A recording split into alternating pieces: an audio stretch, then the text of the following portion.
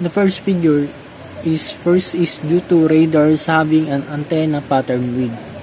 The bigger the antenna physical size, the narrower the pattern with the typical figure being roughly 1 degree by azimuth. The result is that any object, even a point object such as a buoy, enlarged by the same value of the screen. For instance of buoy, 1 mile from a radar with 1 degree antenna patterns seems 30 meters in size on the chart, and the farther from the radar, the bigger it will be. So, in the second object is a point object on the chart looks much bigger than its true physical size on the radar image. To avoid being confused by this, a navigator must remember that true location of an object is in the middle of the marks from the same cause give rise to another confusing visual effect.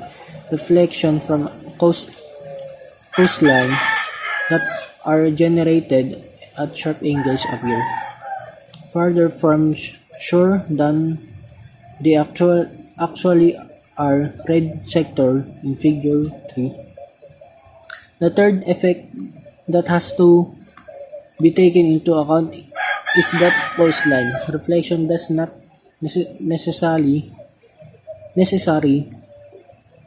come from the coastline itself, therefore might not coincide with the coastline on the chart. This happens because most reflection comes from sharp slopes or massive onshore objects, while gentle slopes produce poor reflection and therefore may be poorly visible.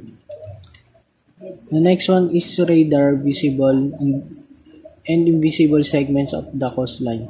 However, mismatch like that between the coastline shown on the radar image and on the charts are quite common recognized. The next figure is non-systematic random mismatch between the radar image and cartographic coastline. It is important that a navigator doesn't get confused by the discrepancy between the coastline view via the radar and the shown on the chart. Next one figure is radar image shift due to recalculation errors. Positioning system error can also occur, although GPS or GLONASS devices have proven so reliable that we trust them absolutely.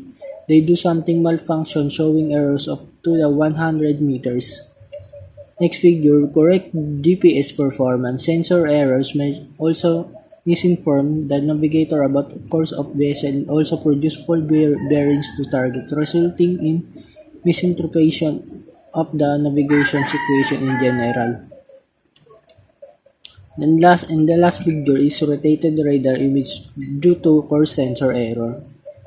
AIS information mandatory on board SOLAS vessel since 2008 can also be checked against a radar image. As long as AIS is functioning correctly, AIS target on an this coincide with the radar reflection by angle and range.